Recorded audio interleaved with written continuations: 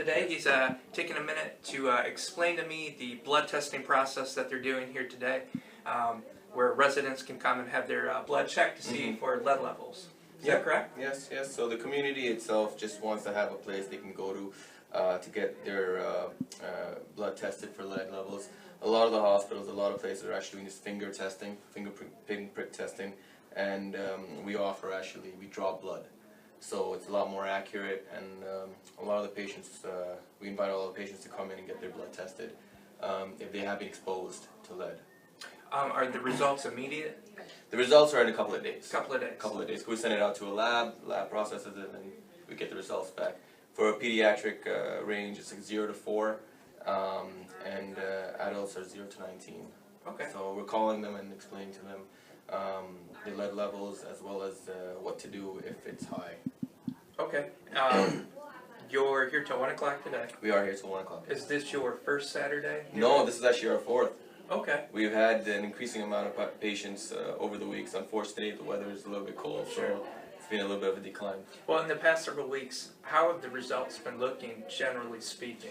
And the thing is, there's a lot more awareness, there's a lot more understanding of exposure to lead. So a lot of our patients are actually taking precautions. Okay. They haven't been using the water. They're using a lot of bottled water, which have been donated by the churches, the other communities as well.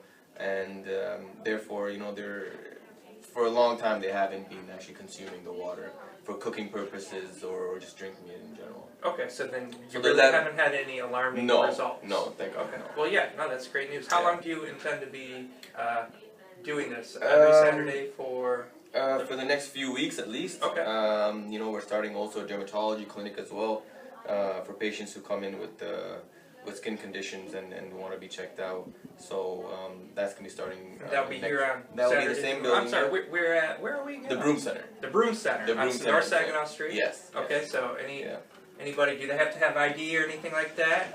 No, they don't have to have insurance. So you can just come in as they're getting their blood tested for lead. We'll also refer them to the dermatology clinic if they have any skin conditions that need to be addressed. All right. Well, thank you for everything No, you're doing. pleasure. Your time. Thank you so much. No worries. Stay tuned. All right. I'm still here at the Broome Center. I found a couple of volunteers. One of the good stories that's unfolding is there are a lot of people, not just in Flint, but outside of Flint as well, that are pitching in and trying to help out any way they can. So I bumped into Chase and Natalie from International Academy West in White Lake.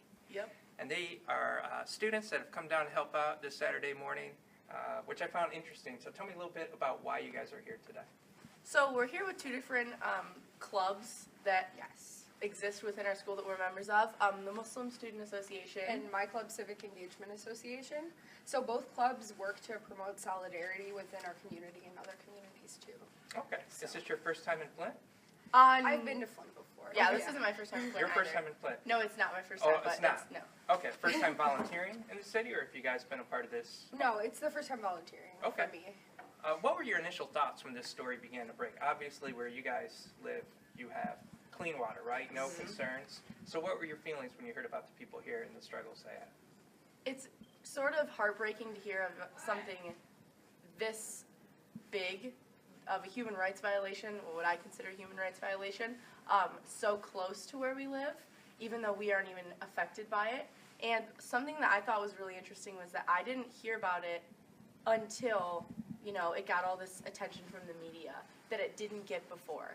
And that's something that I think is really sad, because I have friends who live in Flint and they don't even know about it. They didn't know about it because they weren't really affected by it as much. They didn't drink their water anyways.